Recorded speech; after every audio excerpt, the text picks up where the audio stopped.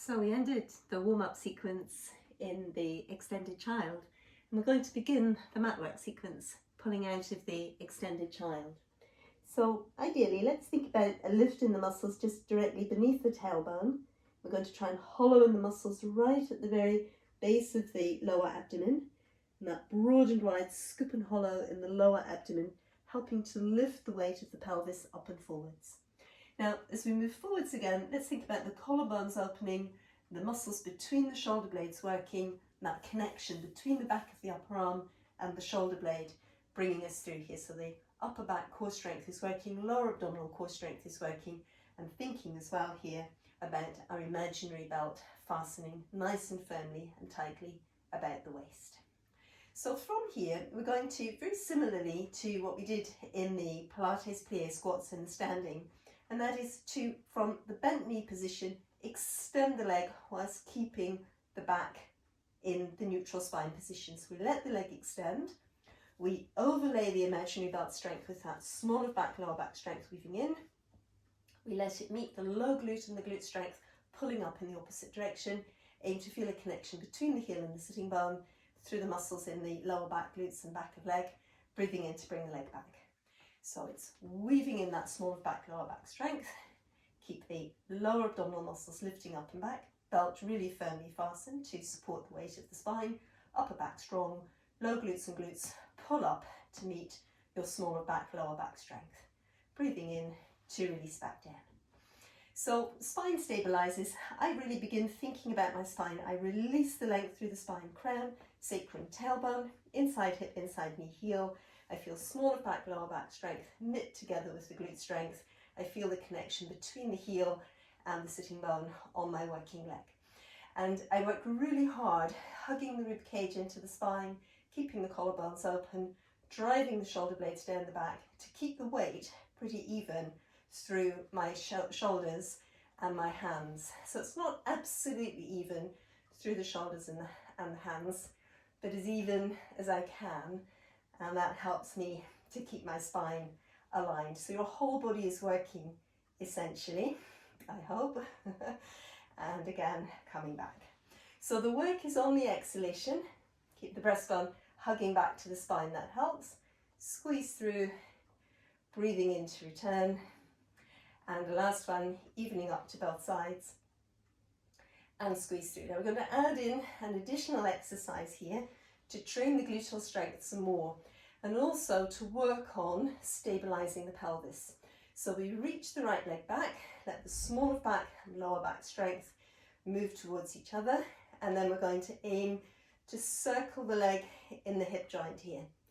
So the size of the circle depends on how well you can stabilize the pelvis. But as you're working this circling action, still think about keeping your weight as even as possible through the shoulder girdle. So 6 circles first direction, changing the direction. Really keep using your strength in the lower abdomen to hold the pelvis in position. Keep threading the low glutes and the glutes up to meet the lower back strength. And the last circle, and we're going to let that leg return to the floor.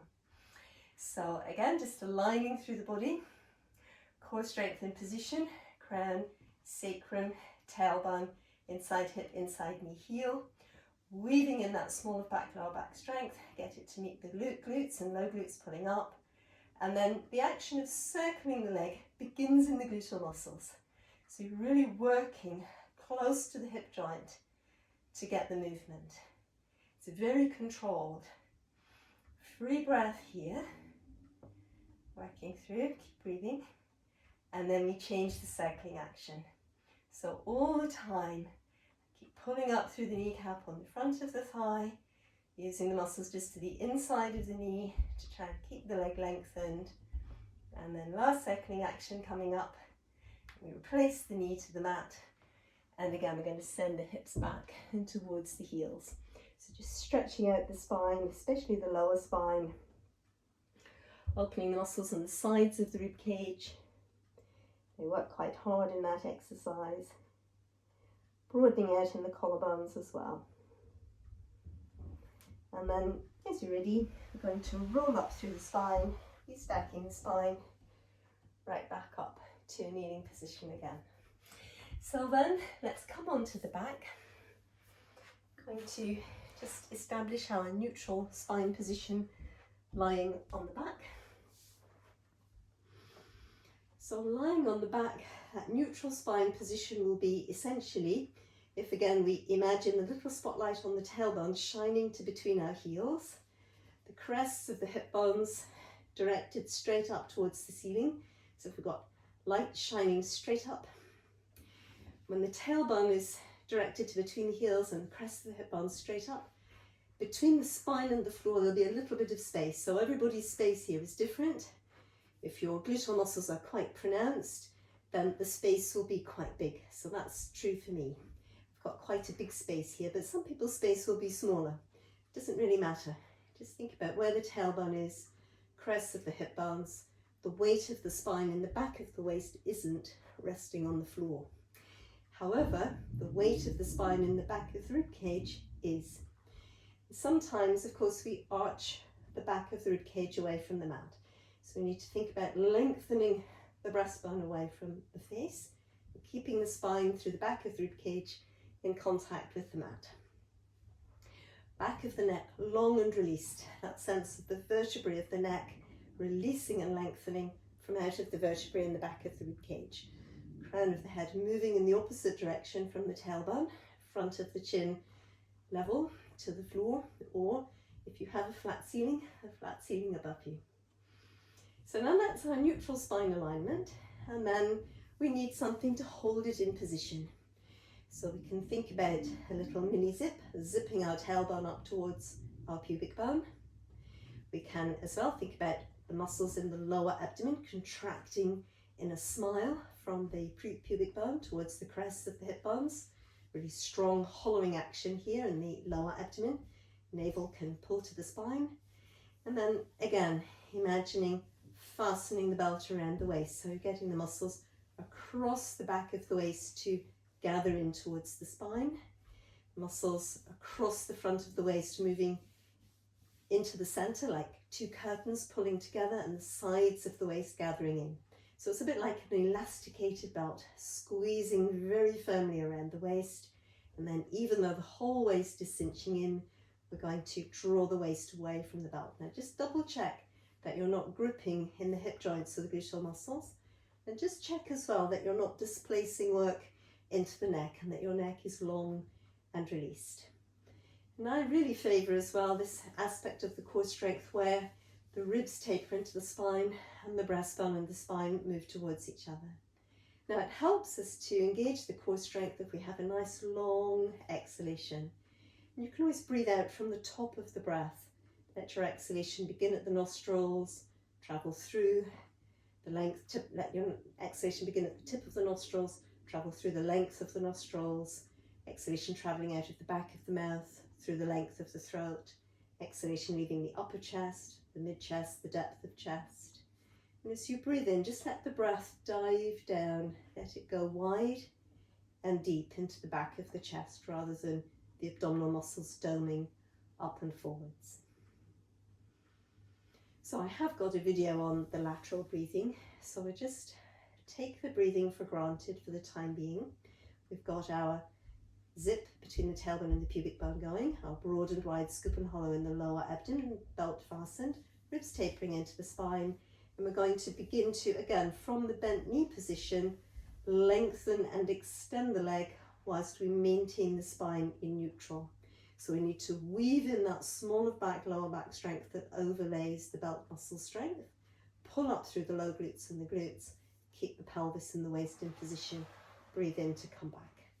So the ribs taper in as we breathe out, belt is fastened, we weave in that small of back, lower back strength, work powerfully in the broad and wide scoop and hollow, pull up through the glutes and low glutes to keep the strength connected through the body, breathing in to come back. Now when the core muscles are engaged, the weight of the spine is really suspended within the core. You feel the weight of your sitting bones in contact with the mat, the weight of your shoulder girdle in contact with the mat, and the weight of your head. As the leg presses away, we're aiming not to feel any change of weight through the body. We're aiming to still feel that the core muscles are wrapping in around the spine and that the weight of the hips is not going into the floor anymore.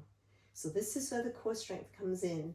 You really use this strength around the waist, pelvic diamond, draw up through the glutes, low glutes, pull up through the kneecap, front of the thigh, breathing in to return. Shall we give that one more go? So, driving away,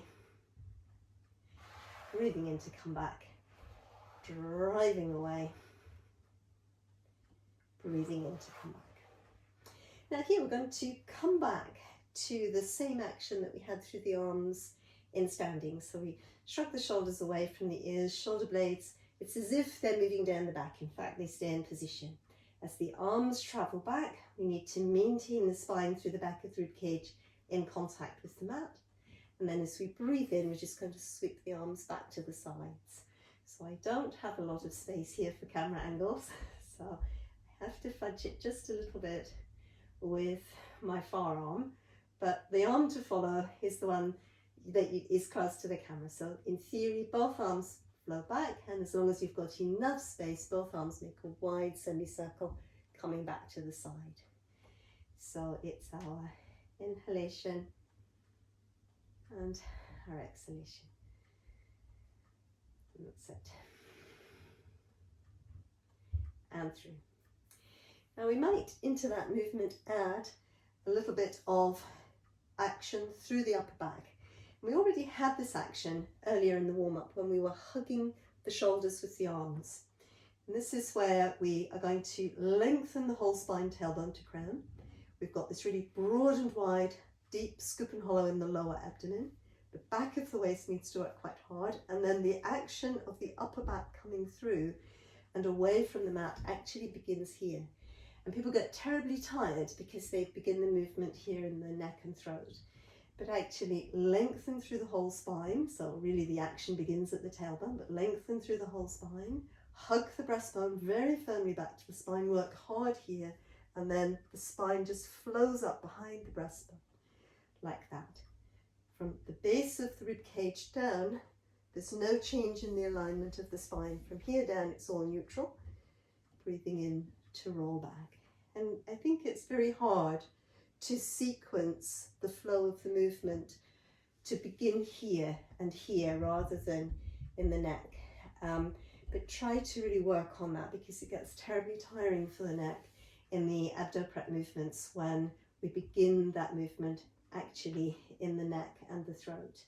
So this is where we can breathe in, arms flow up, breathe out, and almost it's easier when the arms come with this and flow back through again. So breathing in, breathing out, breathing in, breathing out.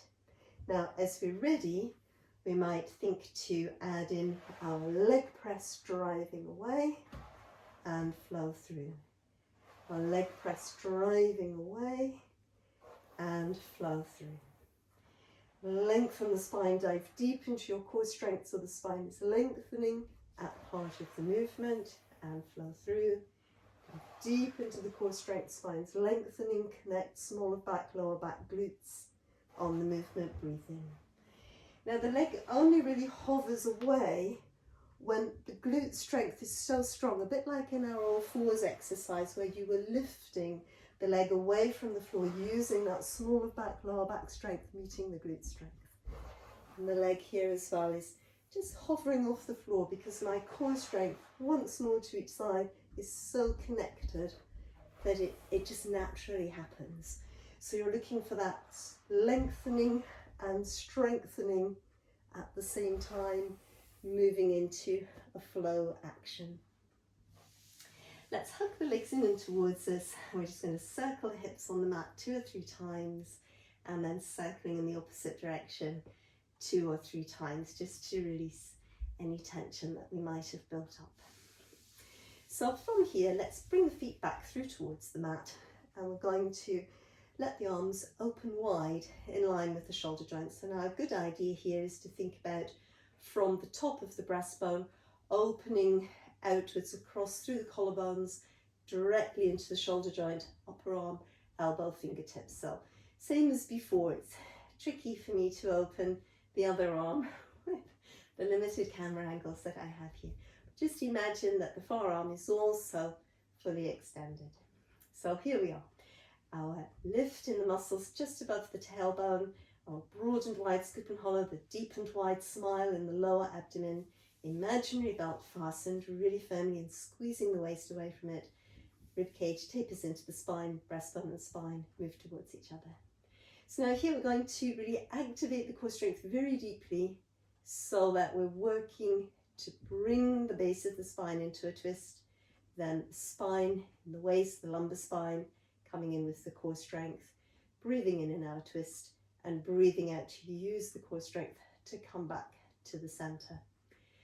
Now, there's a lot of coordination possible here to bring the spine into a twist with the core strength. And so what I'm actually doing is keeping that strong lift in the muscles just above the tailbone. And then I emphasize my smile. As I twist to my left side, I emphasize the scoop and hollow in the lower abdomen on the left side. I work really hard into the belt fastening muscles in the left waist, and I use all of that strength to control coming in. I keep my neck relaxed and my shoulders broad and wide, and if you like, you let the head pivot at the end of the length of the neck in the opposite direction from the lower spine. I breathe in my twist, and to come back, I really activate the muscles in the right side of my rib cage, right side and right back of rib cage, back of my right waist, side of my right waist. The smile, the strength evens up to both sides. It really centers again, and I keep that lift going in the muscles directly above the tailbone. So again, I'm going to twist to my right side. I emphasize that broad and wide scoop and hollow into the right side of my lower abdomen. I emphasize the strength in my right waist. I let my head and neck pivot in the direction towards the left. I keep the fist distance between the chin and the chest, breathing in the twist. Breathing out to come back. I'm going to activate the strength through here, side of the rib cage, back of the right waist, side of the right waist. I center up my broad and wide scoop and hollow. I still keep the lift between the tailbone and the pubic bone. So my legs are, the strength of my legs is not doing the work. As I twist through the lower body towards the left, head and neck turns to the right, I can rotate my right arm from the top all the way through the length so that the palm of the hand comes to the floor. Breathing in and then breathing out. I'm going to squeeze in the right side of the ribs, side of the waist, back of the right waist, even up pelvic diamond through the center to get back to the middle. So then again, as we're ready, breathing out, activating the core strength to go into the twist to the right, and then I release through my right arm, right from the shoulder joint all the way through the length to the right fingertips, breathing in, and then breathing out to squeeze back. And in point of fact, we've got one last side to go, the left side. Now really, as you work pretty hard with the muscles around the rib cage to control the twist, it should help you to avoid the tendency that comes up a lot of pressing the weight of the head into the mat. Try to really come back without that pressure into the neck and head, and you'll find as you activate the core strength in the rib cage that often that releases. Let's have a little stretch here. We're going to hug the right leg in, just let the whole spine relax and lengthen, the front of the left hip relax, just letting go for a moment. Bring that leg back through, hugging the left leg in, lengthening out through the whole spine. Left leg flows away and we hug, right leg flows away and we hug the left leg towards us, breathing. And then once again, as you're ready, let's just hug both legs in towards us. And that finishes our hard work on the mat. And if you feel like following through into the next video, we're going to do some hamstring lengthening work and the leg circling action, and then cat stretch, and we'll roll up to standing. Hope to see you again soon, and thanks for watching.